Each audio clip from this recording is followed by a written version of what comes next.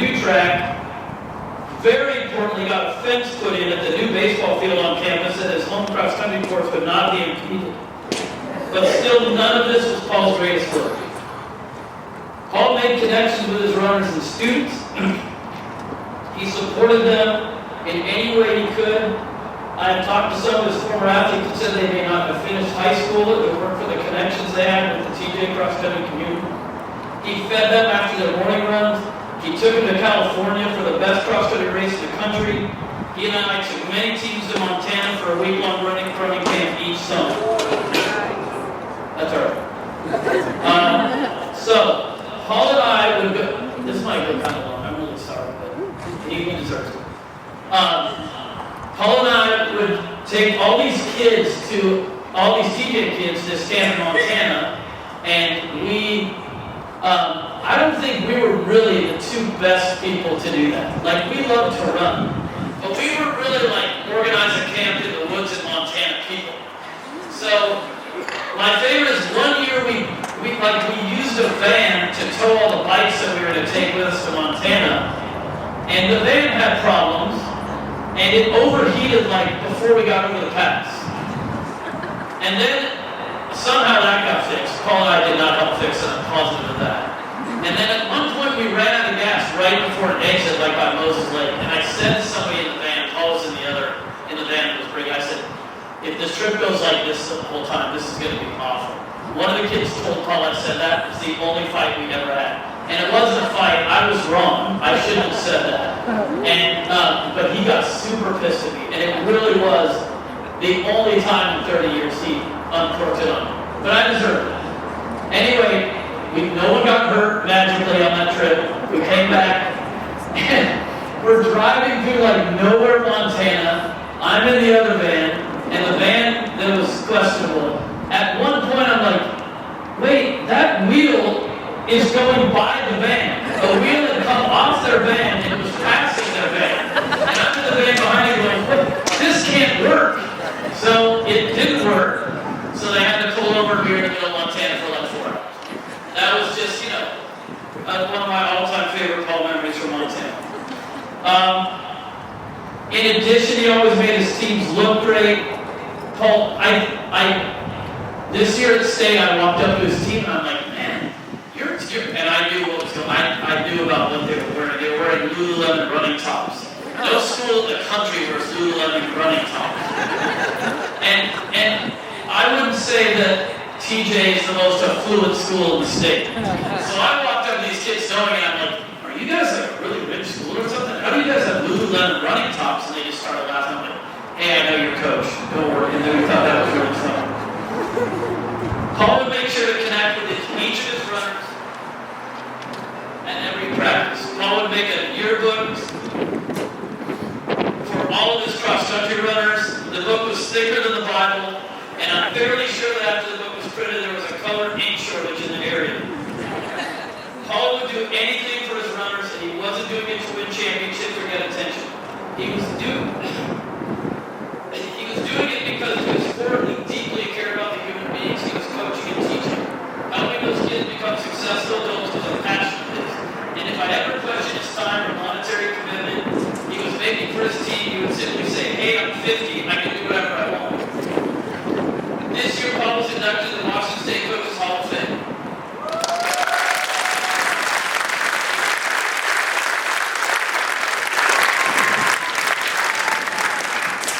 Not sure if any of you are aware of this, but there's actually something Paul enjoyed more than running, and that's golf. For the last 15 or so years, Paul has had golf fever. Paul would go to Chambers Bay for lessons whenever he could.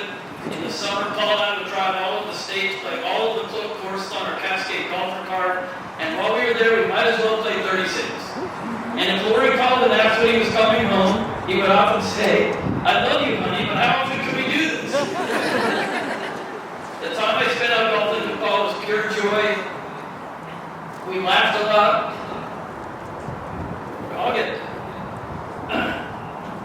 We solved a lot of the world's problems. We made sure everyone in front of us knew they were playing too slow. And we both stayed out in the Chambers basement, which is the giant pothole bunker in the middle of the 18th fairway at Chambers Bay. And anybody that's been in there with me, I have a picture of it. I'm not sure if many people in this world would think running 10 miles in the morning, then playing 36 holes is a great day. But boy, I'm glad Paul did. I will forever be grateful for those races. Okay, I knew this was going to be hard. So now I have a funny story. So, at Port Ludlow, it's a very hilly course, and Paul loved to do this thing with his pull cart. You know, like you pull that cart, right? Paul didn't take a cart, that was for chumps. Or, sorry if I offend, but he would say for candy asses. Okay, so he's walking, but he has his pull cart. So Paul, but he loved to do this move where as ball's on the green, he would push his pull cart towards the next tee box, and he was really proud of how purposely he could get it really close to the tee box. So he's walking with his putter, going up to the ball, and then he gives it a little push, and he tried. Well, at Port Ludlow, he tried this one, and the green was kind of on a tabletop, and the next hole was a big sweeping downhill. So he sent his cart down the hill off the green, and the thing started taking a left, and we just stood there, and he's like, stop. And the thing just perfectly curved around a corner and started just bombing down the next fairway. And it was so great. And I'm not, I think at events like this, people in these fish stories, right? I'm not kidding.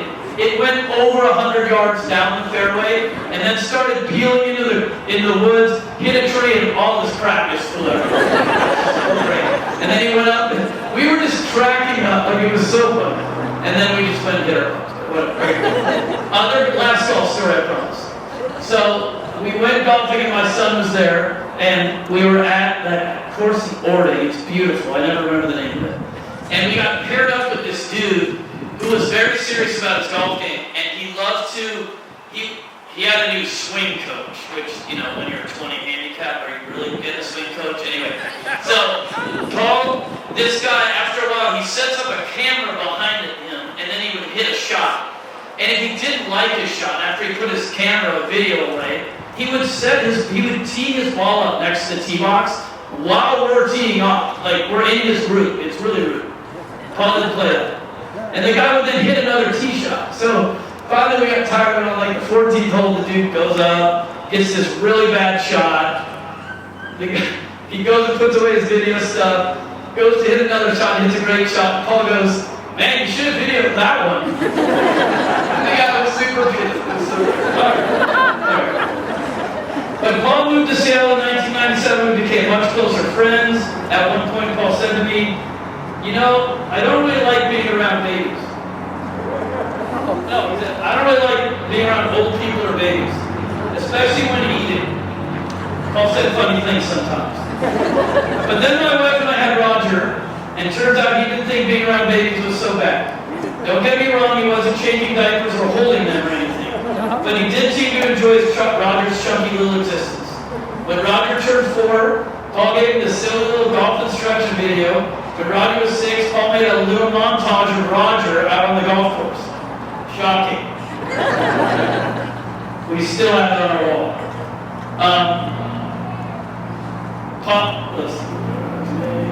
Roger would proclaim to this day that Paul was part of his dream foursome.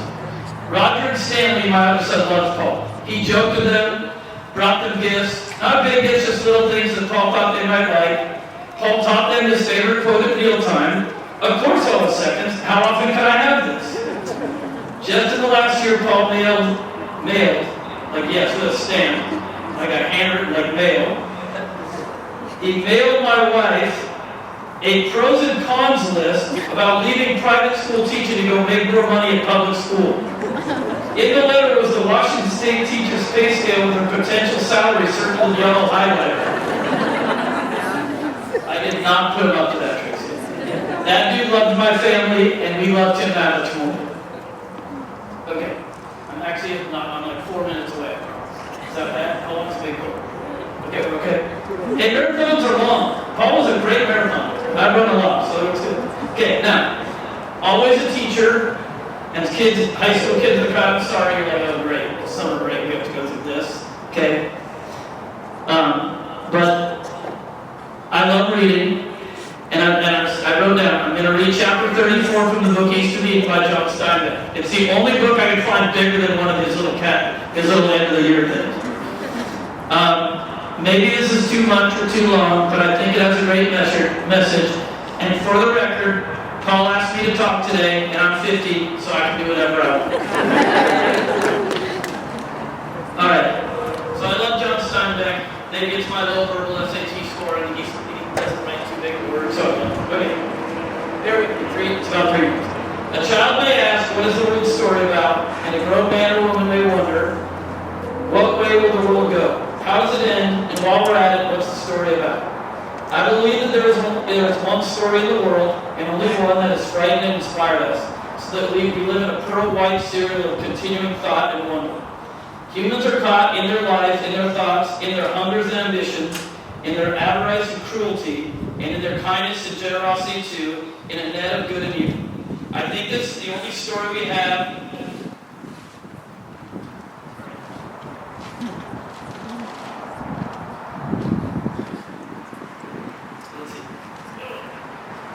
I think this is the only story we have, and it occurs on all levels of feeling and intelligence.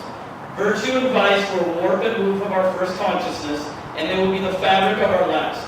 And this despite any changes we may impose on field and river and mountain, on economy and manners. There is no other story. A man after he has brushed off the dust and chips of his life, will have left only the hard, clean question. Was it good or was it evil? Have I done well or ill? Now I'm going to butcher some of these Greek names. Herodotus, in the Persian War, tells a story of how Croesus, the richest and most favored king of his time, asked Simone the Athenian a leading question. He would not have asked it if he had not been worried about the answer. Who, he asked, is the luckiest person in the world? He must have been eaten without and hungry for reassurance. Solon told him of 3 lucky people of old times. And Croesus more than likely did not listen, so anxious was he about himself. And when Solon did not mention him, Croesus was forced to say, do you not consider me lucky? Solon did not hesitate in his answer. How can I tell, he said, you aren't dead. And this answer must have plunged Croesus dismally as his luck disappeared and his wealth and his kingdom. And as he was being burned on a tall fire, he may have thought of it and perhaps wished he had not asked or not been answered. And in our time, when a man dies, he has had wealth and influence and power and all the vestments that arouse envy, and after the living takes stock of the dead man's property and his eminence and works and monuments, the question is still there. Was his life good or was it evil? Which is another way of putting Croesus' question. Envies are gone, and the measuring stick is, was he loved or was he hated? Is his death felt as a loss or is a kind of joy coming? I remember clearly the deaths of 3 men. One was the richest man of the century, who having clawed his way to wealth through the souls and bodies of men, spent many years trying to buy back the love he had forfeited, and by that process performed great service to the world, and perhaps had much more than balanced the evil in his rise. I was on a ship when he died, news was posted on the bulletin board, and nearly everyone received the news with pleasure. Several said, thank God that son of a bitch is dead. Then there was a man smart as Satan, who lacking some perception of human dignity, and knowing all too well every aspect of human weakness and wickedness, used a special power to warp men, to bind them, to bribe and threaten and seduce until he found himself in a position of great power. He clothed his motives in the names of virtue, and I have wondered whether he ever knew that no gift will ever buy back a man's love when he would have removed his self-love. A bride man can only hate his bride. When this man died, the nation rang with praise and just beneath with gladness that he was dead. There was a third man who perhaps made many errors in performance, but whose effective life was devoted to making them brave and dignified and good in a time when they were poor and frightened and when ugly forces were loose in the world to utilize their fears. This man was hated by few. When he died, the people burst into tears in the streets and their minds wailed. What can we do now? How can we go on without it? In uncertainty, I am certain that underneath their topmost layers of frailty, men want to be good and want to be loved. Indeed, most of their vices are attempted shortcuts to love. When a man comes to die, no matter what his talents and influence and genius, if he dies of lunge, his life's must be a failure to him and is dying a cold war. It seems to me that if you or I must choose between 2 courses of thought or action, we should remember our dying and try so to live that our death brings no pleasure to the world. We have the liquid story. All novels, all poetry, testing ourselves in good and evil. And it occurs to me that evil must constantly respond while virtue is in order. Vice Science has always been a new, fresh young face, while virtue is venerable as nothing else in the world.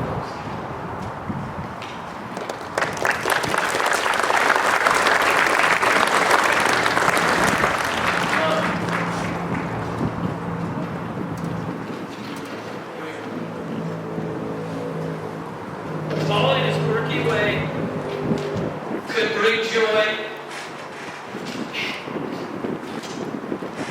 to all that were close to him. Nobody here feels joy today about Paul's passing.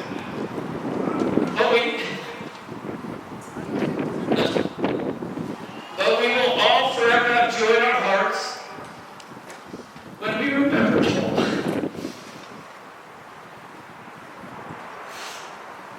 When we remember Paul's generosity, kindness, and wonderful sense of humor. And one final thing, I promise. Anytime I asked, Paul would come to talk to my cross-country teams at the camps that I put on, and would always end his talks with a certain poem. I'm sure that Paul read this to his teams as well. He could hardly get through it without laughing himself. My delivery won't be anything like his, but I will do the best I can. That's all, Paul.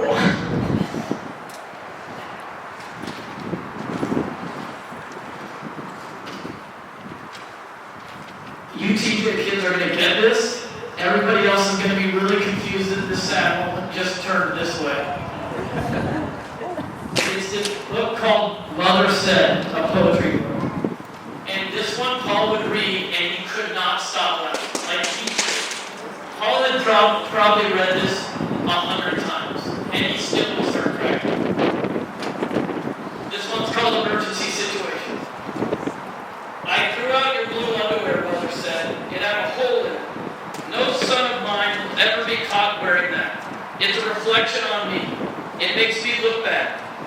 I know no one can see it, but you can be sure. Let's say you break your leg, you're rushed to the hospital. The nurse takes off your pants. She'll see it. The doctor may not even put on a cast because he'll think you came from a poor family.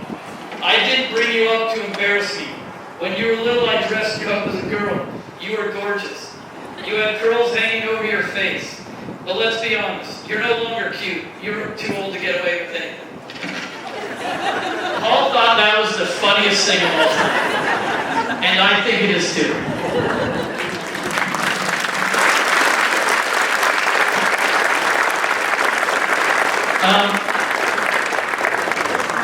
I just wrote the end we love you, Paul, because we can do it. So that's... Thank you, man.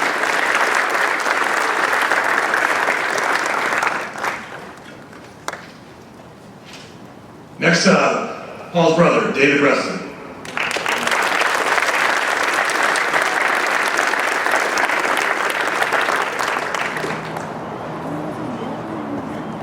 They're clipped. For those of you who don't know, Paul Ruston was an older brother, Coach's older brother. This was written by a friend of ours, a childhood friend of ours, John Bailey. Some of you have already heard this story, but for those of you that haven't, I'll go over it again. So, Gregory for Paul Ruston. Many of you here today know Paul in these last 2/3 of his life. I'd like to share something from his first third that directly connects to Paul as you know him. As you hear this story, you might see how much of his life stayed true to his early years. Paul grew up in a diverse neighborhood on Crawford Ave. We were comfortably middle class during these years of social unrest and societal change. Our neighborhood was in Syracuse University area, nestled among glacially created drumlins, many hills, kind of like here. Some of the streets were paved with bricks. Most homes had fruit trees available, fruits of all sorts. The neighborhood teemed with kids of all ages, and our homes had many stay-at-home moms who shared something in common. When we were off school in the summer, they wanted us out of the house. Out. And usually not allowed back in until supper, with a minor exception for medical emergencies. Because when you send your children up to play for hours, there was bound to be a scrape or two. 1972 was an Olympic summer. The games were scheduled for late August into the first 2 weeks of September. So in July, that summer, Paul's brother, David, that's me, and I devised an idea to hold the Crawford Olympics. As mentioned earlier, our neighborhood was teeming with kids of all ages. Some locked out of their homes until summertime, got creative when it came to occupying time. Running the field events that everyone could participate in. At that time, Paul was 10 years old. Most of you know Paul to be a thin, fit, maybe some would call skinny man. He was no different then. So the shot put was not going to be his event. His event was the longest distance run we created, which was actually just around the block.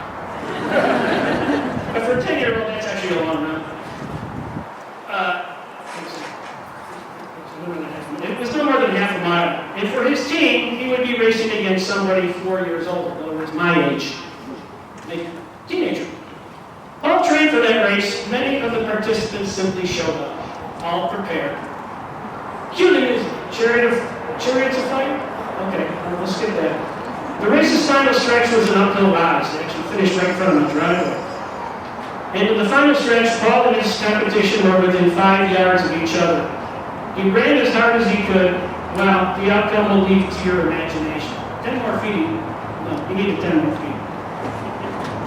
He completed and loved competing. After that, Paul, like Forrest Gump, just kept on running. Forrest said, that day, for no particular reason, I decided to go for a little run. So I ran to the end of the road, and when I got there, I thought maybe I'd run to the end of town. And when I got there, I thought maybe I'd just run across Greenbow County. Well, from that day, Paul, like Forrest, kept running. Ran for his high school in Nottingham for 4 years. Ran for his college, RIT, for 4 years. Participated in numerous Maccabean games. Ran to Alaska, ran all over, and eventually kept running right here in Washington. For 51 years, running was essential for Paul's well-being and helped define him. Like many lifetime runners, Paul found peace in centering while pacing the miles regardless of the time of day. And Paul shared running with so many others. Paul gave us all that and into the Crawford Olympics. The thrill of competing, which may have eluded him otherwise, triggered a lifetime pursuit of continuous improvement through numerous running-related experiences. He had dreams, big ones. He earned the right to have big dreams. No matter how the dreams worked out, Paul kept running. I want to think that he thought of the runs he enjoyed on his last days, and those memories sustained him through his last breaths. Run in peace, Paul. John Bayhus. R.I.P. little brother.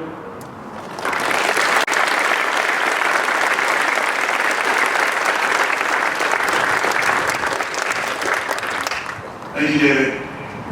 Next up, one of Paul's athletes, Alicia Saucedo.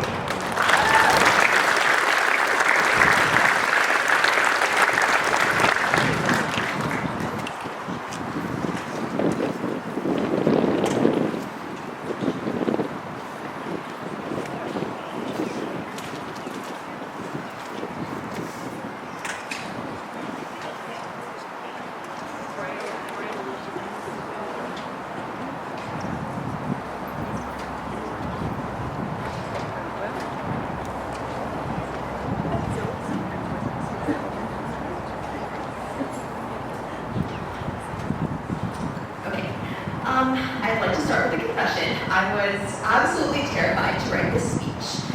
Coach Ruston was a life changer, and not in a cliche or superficial way. He was a real life changer for so many. Now, I've been given the opportunity to tell not just my story, but all of yours.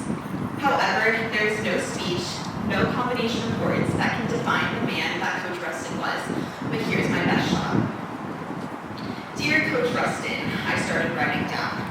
But no matter how many laughs, no matter how many cries, no matter how many bike crashes at camp or PR celebrations, no matter how many perceptive conversations we had or I recalled, I kept returning to that first line I wrote down, Coach Ruston. But to call Paul Ruston a coach without context is one of the biggest understatements to ever exist. Paul Ruston was a friend, a mentor, a parent, a therapist, a comedian, a cheerleader, and whatever you needed him to be. And with all of those things, he created a new definition of a coach. a new breed rather, something I like to call a Coach Ruston. A Coach Ruston is a man who held his athletes to the highest standard, a man whose laugh was contagious, a man who could reminisce about funny memories for hours, probably days, a man who understood the value of a moment and dedicated his life to cultivating and capturing them. I have another confession, or a wish rather. Ruston was always the man behind the camera, the developer of all these beautiful works of art here today. I wish I would have been able to turn the camera around just a few more times to capture the man behind the moments, to capture the true creator of the beauty we received on this end.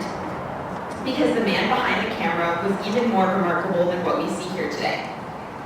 You see, Ruston and I understood each other because we were both thinkers, and he took the time to see me for who I was and to see us all for who we were behind the surface. If something was important to me, it was important to him too, and he did everything in his power to immerse himself inside. He was the best friend and the perfect balance of critical and validating. You see, coaching wasn't just a job to Ruston. It was a vocation, a calling, and a passion. Coach Ruston taught me more life lessons than I can count, but a few iconic phrases come to mind when recalling these lessons. He would say, "Your hair is beautiful, Alicia," and I never got the chance to tell him how much that meant to a little girl who struggled to find confidence in herself. Each morning I'd brush and brush my hair, asking my mom to braid it so tight so my fluffy curls wouldn't stand out too much. But there was Ruston, without fail. Every single day I decided to wear my hair out, I'd hear those words. I'm reminded, when I recall that, I am reminded that there is beauty in uniqueness. We should all be reminded to love ourselves. He also taught me to see beauty in others and to remind others of their beauty, because you need to be the person who gives this rare gem of confidence. He used to always say, "Be professional," when we wish so badly to collect golf balls at Chambers Bay like the other teams would, or when we dare to put our hands on our hips after a tough run. But Ruston knew there would come a time when running would mean more to us, when the lessons would apply to life. And boy, would be an intimidating and successful team because of it. In return, he poured his heart and soul into creating celebrations because he saw our value and rewarded our hard work with professionalism in return. Here, he taught me integrity and discipline like no other. He used to always say, "You're so articulate, Alicia," which meant the world to a girl who was always told she talked a lot and feared that she was always talking too much. But when I felt small in this big world, I hear these words and I'm reminded that my words have value and that your words are worth listening to. When I was at my weakest, Coach Ruston gave me strength and courage.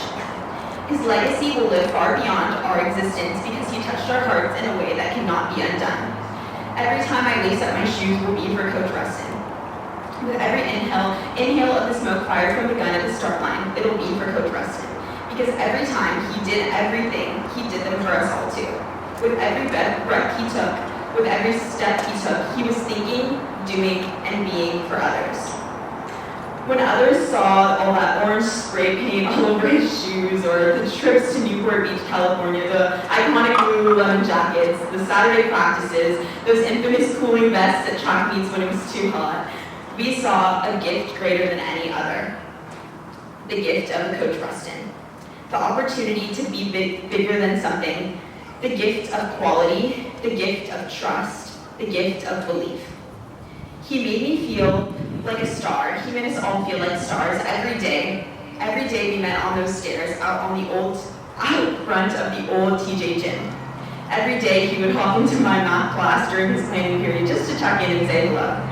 He showed us we were worthy. It would not be a speech about Coach Ruston without a quote. Ruston loved his quotes, and what better way to honor his legacy than with one of the most memorable quotes of all, a poem from the Mother Said book. I promise I chose a different one, but I brought it here with me today. To give a little bit of context, Coach Ruston was listening to the radio one day and he heard these hilarious poems from an author, and he just thought, oh my gosh, I have to buy this book.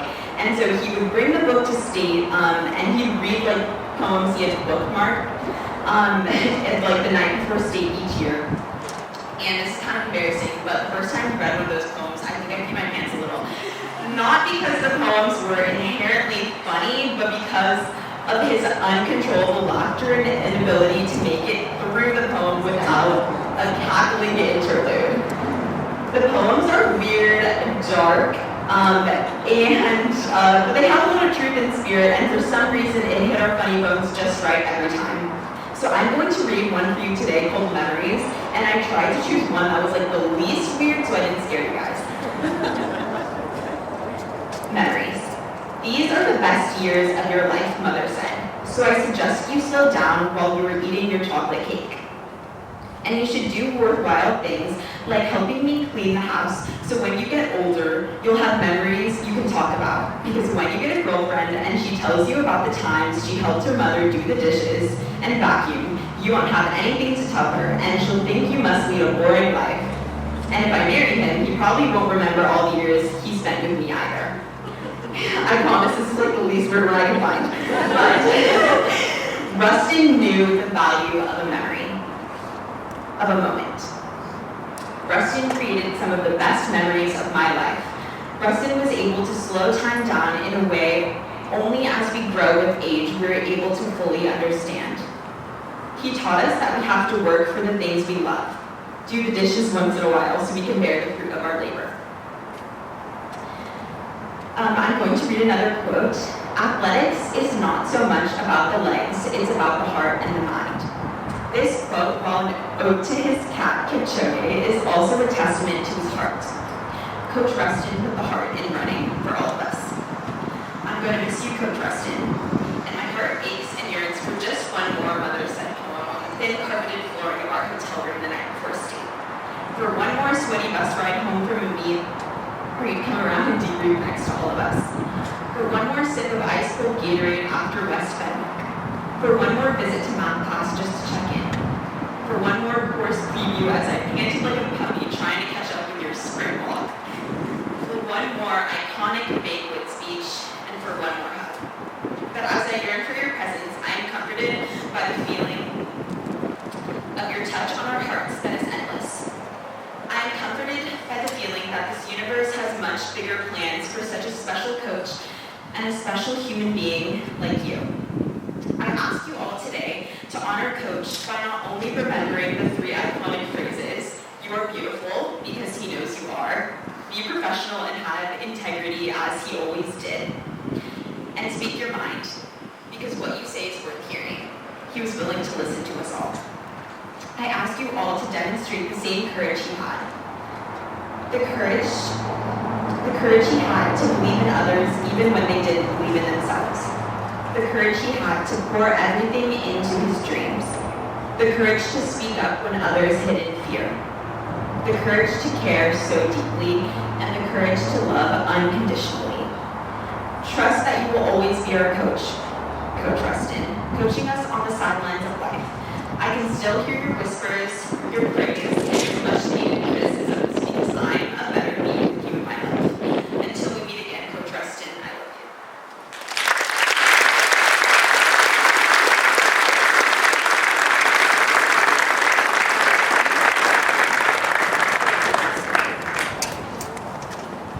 Next up, Marcella Hong, another athlete. Come on down.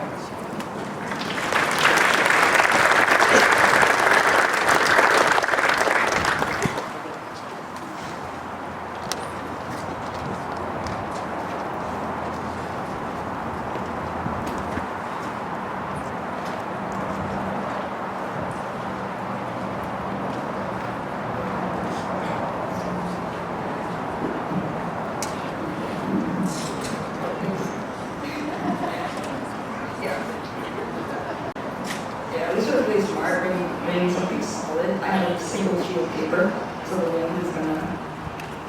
Alright. Okay.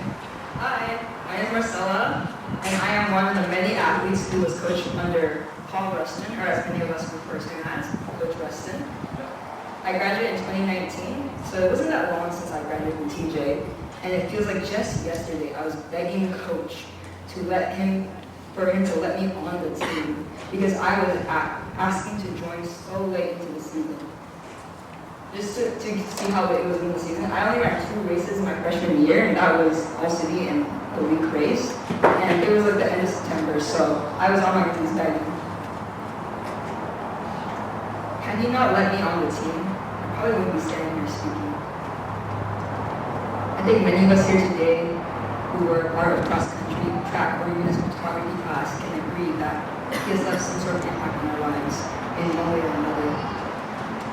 He wasn't just any ordinary coach. He was the coach.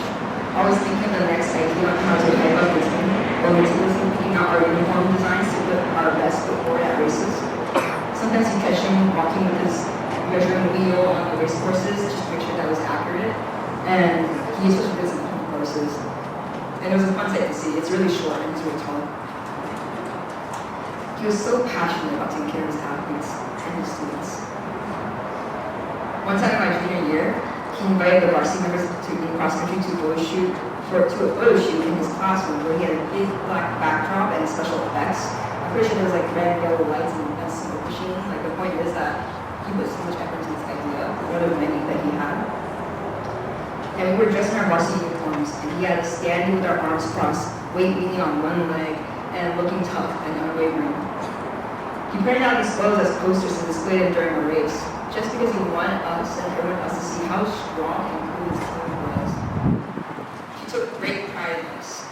Even when we didn't run our best, he'd tell us we bounced back, while saying these individual plans would to help us overcome the challenges we were facing.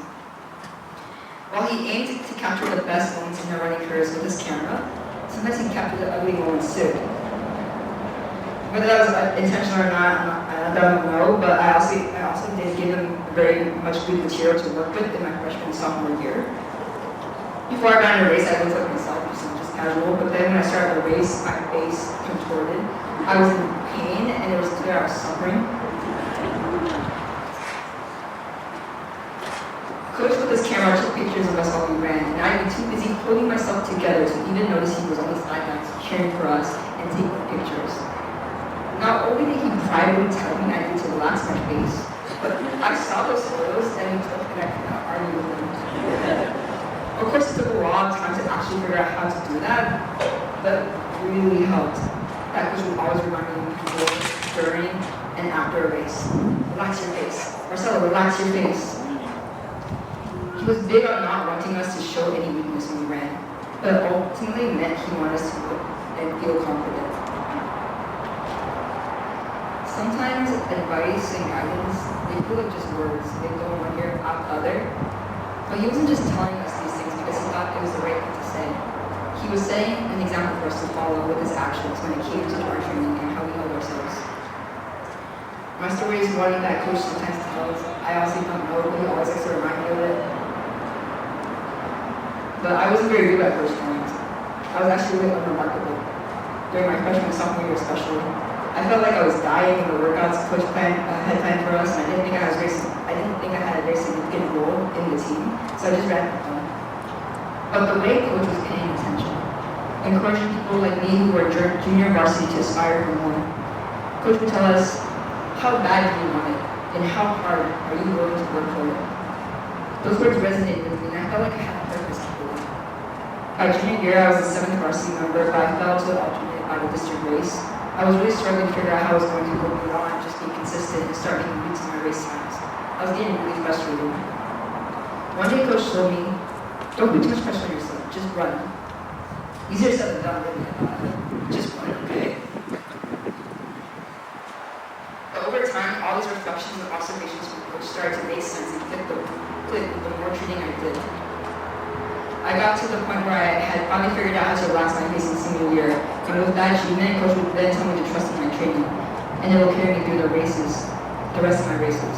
I had done all the training, made sacrifices, somehow got myself to sleep at 10 p.m., and I never sleep at 10 p.m. At that point, I had to just trust coach that it would pay off. When I landed at the starting line, I had no longer thought about the splits I had to hit, how I would look during the race, or when I needed to kick to finish strong. I just ran. I ran like how coach trained us, and I felt light and free. He told me at the beginning of the season he wanted me to hit 1930 at the NPSL League Championships. And I thought he was crazy. I couldn't even explain, like, what are you asking of me? How was I going to run at 1930? But he has so much faith in me and the team. And when I ran that race, I got 6th and finished with a time of 1929.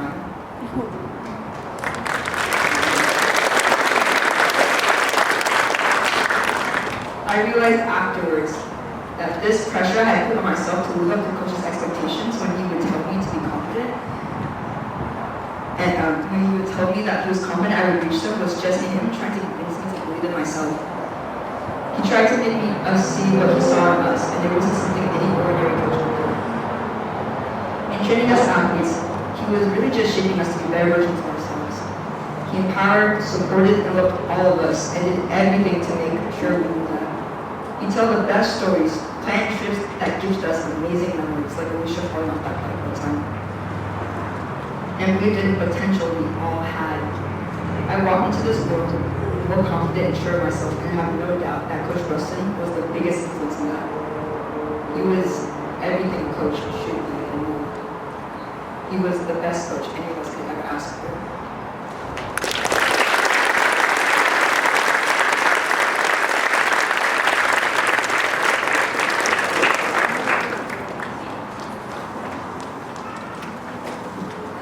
All right, next we have a special video to share.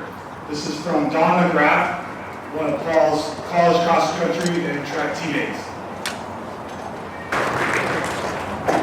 Next up, we have Tara Matthews.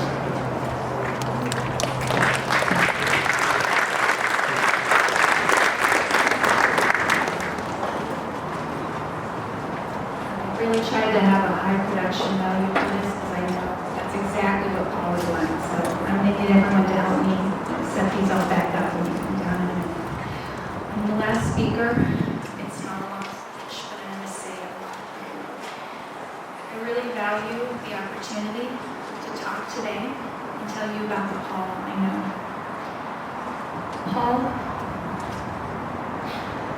Paul was the only maternal grandpa my kids know, and my nieces. The kids love their memories of his quirky sense of humor. He'd become the foot monster that had chased them around, but gets slowed down by having to lay down to attack with his feet. The fact that he'd say, "I have to smell you," and then he would smell the kids to make sure they weren't imposters. If they smelled wrong, he would chase them around. In the car, he'd tattle on kids. Nana, Charlotte's staring at the back of my head. The kids had to play Dr. Kid, and they loved to give Paul a shot with the toy because he'd cry like a baby. Paul was an incredible life partner for my mom. Over the past 19 years, I've often felt so thankful that he was a part of our lives. My mom and Paul's lives were intertwined. They spent each day together, going on walks at local parks, eating meals, watching sports, and planning for their teams as co-coaches. They are both fiercely independent people, so having their own homes worked well, but they'd start and end each day with a phone call to plan today and tomorrow. We all have that one person who we tell every little thing to. Paul was my mom's person, and she was his. She loved him and cherished the time they had. I always felt thankful that I never had to worry about either of them, because I knew they had each other. Mom is so strong and capable. But even so, for those of you who are local, can you look up on her, please? Paul essentially became my second dad in my low mid-20s. But I would say he was even more my friend. He was one of my few best friends. Our thing was to go on runs and talk. We talked about everything. And we get into the deep stuff pretty quickly. Goals, challenges, our personal histories, what made us tick. I valued his perspective. It held a lot of weight for me, and I listened to his advice. We finished each run with a hug, both emphatically saying, "That was a good run." In February, I joined my mom and Paul in Santa Barbara for a 5-day vacation. I cherished this time with him so much. When you go on vacation with Mom and Paul, you basically run all morning and walk all day. Paul and I ran together every morning and talked, as we always do. On one of the runs, he asked me, what quality enabled me to accomplish what I have? No one has ever asked me that before, but it was the kind of thing Paul wanted to know about people. Then he proceeded to listen to me talk about that for a while, and he listened with interest. He didn't change the subject to himself, he just listened. And this is a theme. Paul wanted to know people, and this made him the best listener I've ever known. There is no one I've met who genuinely wants to hear what I or others have to say more than they want to talk, and who listens in such a way that I felt truly understood and accepted, even the not so perfect parts. This week, I was able to tell him that he is the gold standard for listening, for trying to understand people, for accepting them for who they are. He likes that. He likes being best, and he was. This skill is a big part of why he was such a successful coach who changed lives. He talked to each athlete, he listened, he understood them. He used that to mold them in the ways that they needed so they could be successful. The oncology appointment where we first heard just how serious and progressive Paul's condition was, and we're told that people in a similar condition live 1 to 2 years on average, was 3 weeks ago. It is stunning how quickly we lost him. It's incredible how brave Paul was facing this news. He accepted it so quickly. He said, I did a lot. Paul often wanted to condense his most important ideas into a few words. I did a lot. He sure did. Look around at all of you. He touched so many lives. And as athletes and students, you are his life's work and his biggest accomplishment. He asked to have these awards that he made for many of you over the years here at this service. He said that these awards would show his life's work. Those are his words. He really thought of you all as the most important thing he accomplished. You are his legacy. So please, keep Coach Ruston in your hearts and memories going forward and live up to the potential that he saw in you.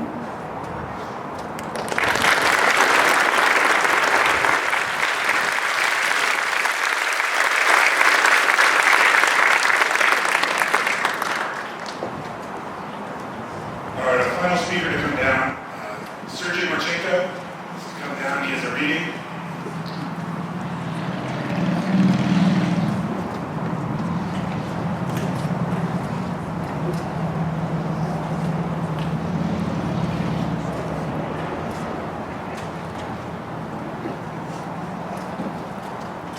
I'm actually one of Paul's projects that the passion of running that he instilled in students. My name is Sergey Marchenko.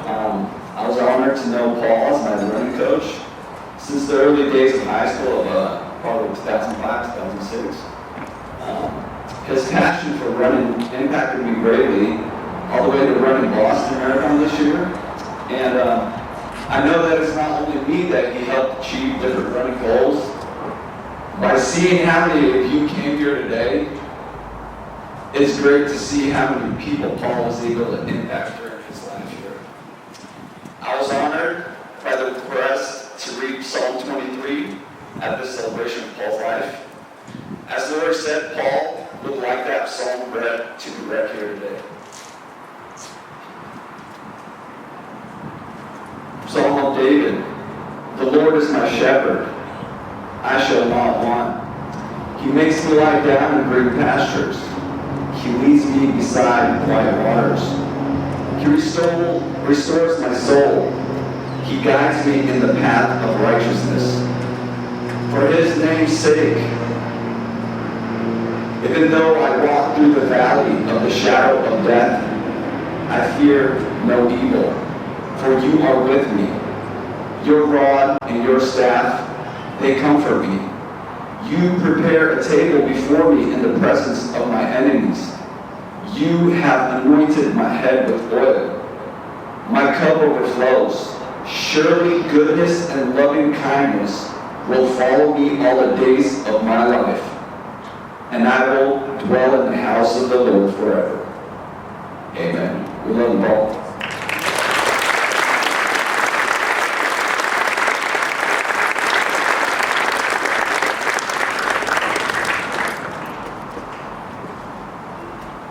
So just a couple of things here as we wrap up. We've heard of Paul's legacy. We've heard from the people he's impacted. You'll have an opportunity in a second to come down and you can see these awards that Paul would call his life work. There's many more. He's touched all of us, whether we have an award down here or not. He's shaped who we are and who we want to be going forward. Hopefully the memories that have been stirred and brought up today, for those of us that's been a while, will carry with us. Paul has left a legacy beyond each of us. He set up the Ruston Family Foundation. This is a foundation Paul has set up to promote high school cross country in Washington State. You've heard of the love of running and what it's brought into the individuals that shared today, and probably some of you sitting here in the stands. The foundation's goal is to get more kids to benefit from a lifelong love of running. If you're interested in getting involved, this is being set up. Whether you want to be involved with your time, awareness, or monetary donations, there's a website, the RustonFamilyFoundation.org. You can go there, check it out. There's a spot that you can put your information in so you can know what's going on and share how you want to contribute or participate. The foundation's board will be working to get the foundation up and running, to grow the website and more. This is going to be going on in the next weeks and months as this is set up going forward. Paul had an opportunity to impact not just in the 60 years of life we've heard about today, but in the lives of each of the young people that get involved in running moving forward. Something to celebrate. Now as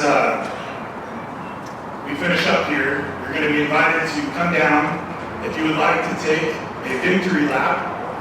If you're able and would like to, you're welcome to walk a lap around the track. Come around, and we're going to get some awards set back up here. There should have been a raffle for the awards that stood the longest. As the event has gone by, we lost a few. We're going to get them all set up. So if you do a lap, you're welcome to come around and view awards.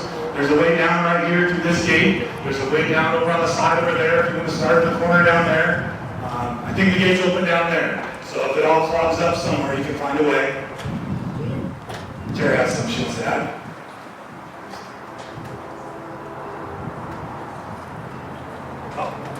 I might have misspoke. It's RustonFamilyFoundation.org. There is no the. Okay? RustonFamilyFoundation.org. You can check out that website.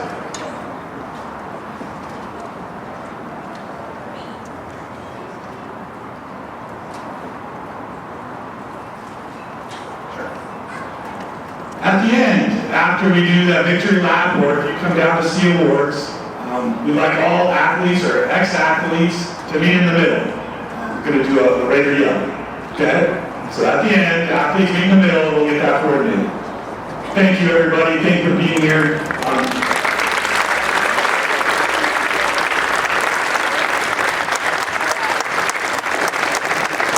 You're welcome to come down. There's some stairs here. There's stairs down that way over there, or there's some stairs further down at this stairs across that.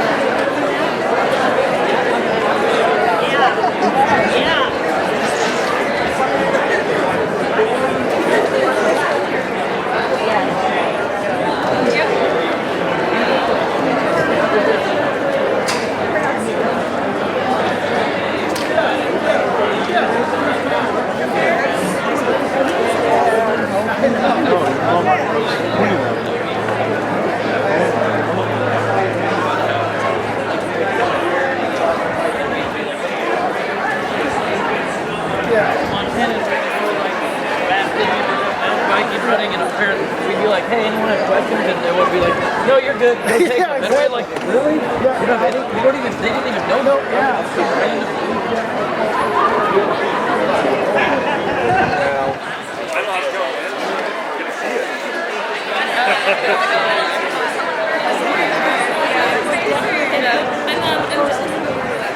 I know. Okay, I was talking to Bortho. I was like, that's amazing that they have that. I mean, I thought we were pretty close on it. Hey.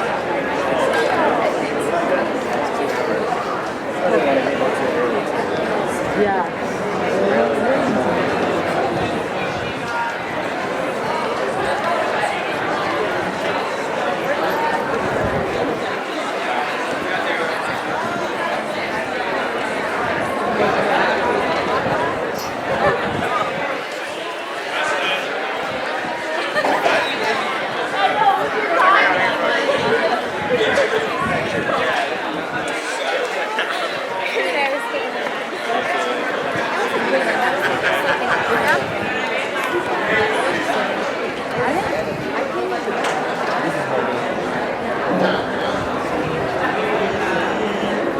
How you doing, Matthew?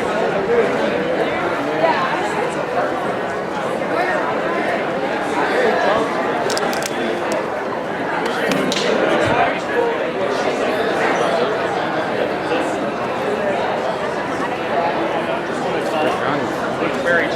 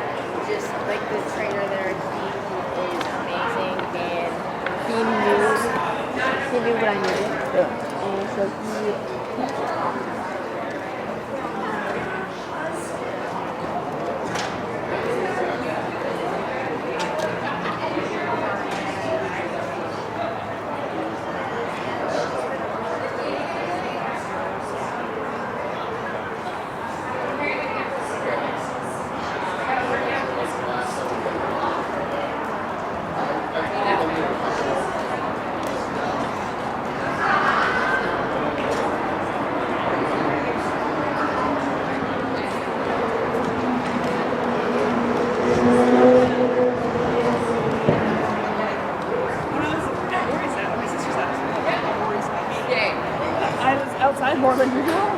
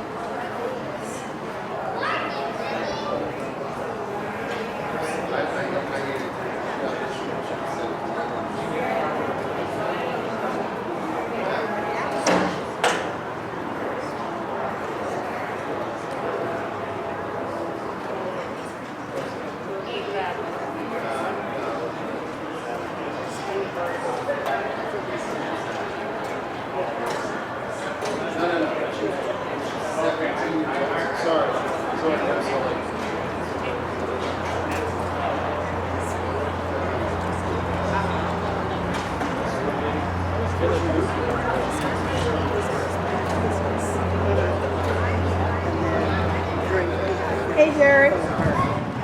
Excuse me, Jeremiah.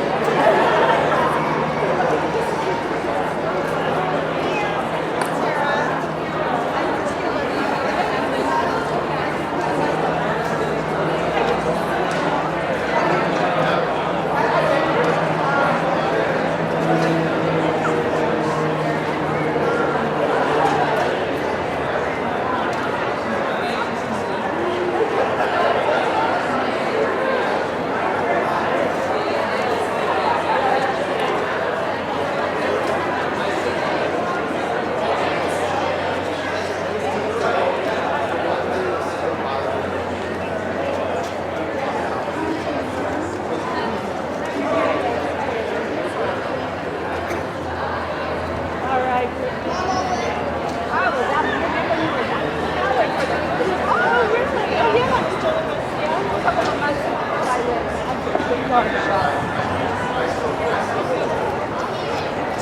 shoes. Yeah? Those are awesome. I'm like, I've had them. You know when I got them? In 2012. And I was like, well, I won't wear these for a while. So I forget to wear them. And then, like, they haven't been, like, in every assembly or anything. Just like, for 2 years they were in the closet. Yeah. Yeah. I'm on special duty for Tom to take some pictures. That's someone else's? Maybe I shouldn't stand right now.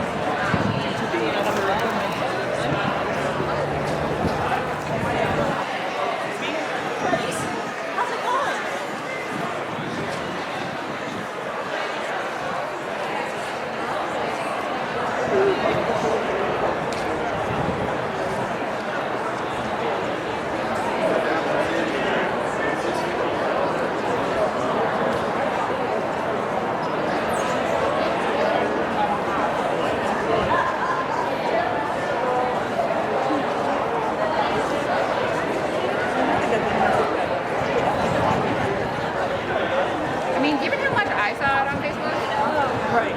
and I mean, I saw it from Like, kids. if you're afraid of Tommy, which is probably a lot of people. Yeah. If you're a friend with Tommy, but also like a lot of other kids that I just saw. Oh, sorry. Oh, actually, just don't want to be black. My love shaking. Nice.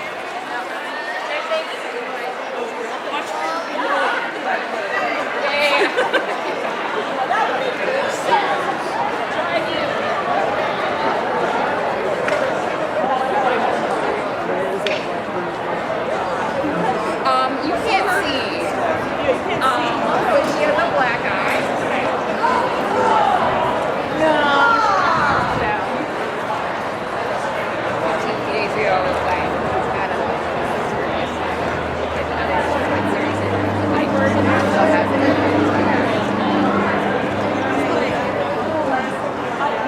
I mean, it was like, it looked like movie makeup. Like, if you were making a movie, you would just,